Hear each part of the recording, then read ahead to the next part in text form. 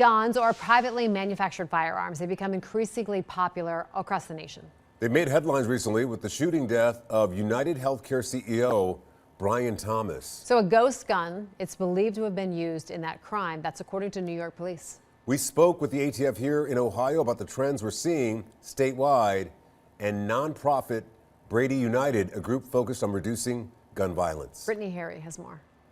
Downside is that we have a small percent of people who abuse it, and it becomes a public safety risk.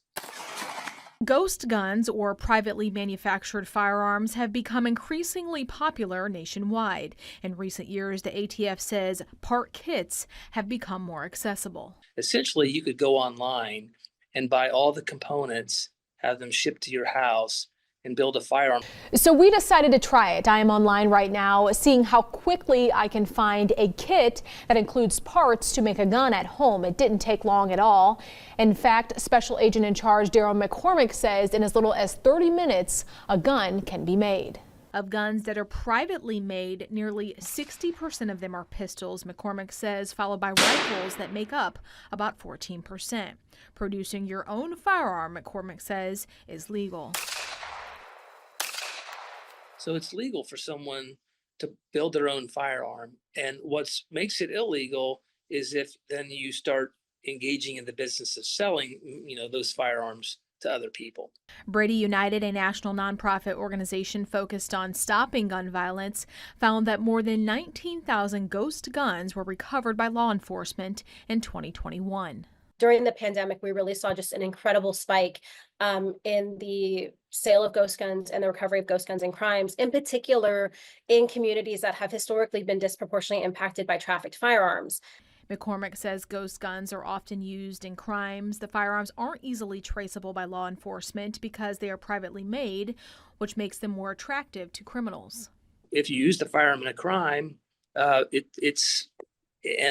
police recover that firearm, then it's very difficult. It's not impossible, but at that point, it's unlikely that we're going to be able to trace it back to somebody that can provide us lead to who you are. Right now, McCormick says the use of 3D printed machine gun conversion devices are a common trend in Ohio, the most common being a Glock switch, McCormick says. It converts a semi-automatic pistol to full automatic, emptying the chamber in seconds. That obviously for many is a big risk to public safety. We're seeing machine gun conversion devices, Glock switches especially, are the trendy thing for criminals to have, especially gang members, drug dealers. We looked at data from the ATF on privately made firearm traces. Here's what we found from 2017 to 2021. Data shows 319 firearms were traced in Ohio, 346 were traced in Kentucky, and 227 firearms were traced in Indiana. From 2022 to 2023, 452 firearms were traced in Ohio, 405 were traced in Kentucky, and 440 firearms were traced in Indiana. And while those statistics show an increase, both the ATF and Brady United say new regulations are helping to bring those numbers down. Several states have passed really strong ghost gun laws that have ensured that the parts and kits used to build ghost guns can't be purchased or sold in their states. Also, President Biden took huge action with an executive action to make sure that the definition of firearms expanded to cover the parts used to build ghost guns, and that's had a really important impact on the recovery of ghost guns.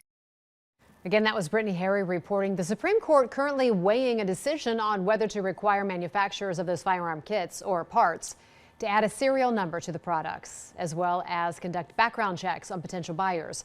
A decision is expected sometime this year.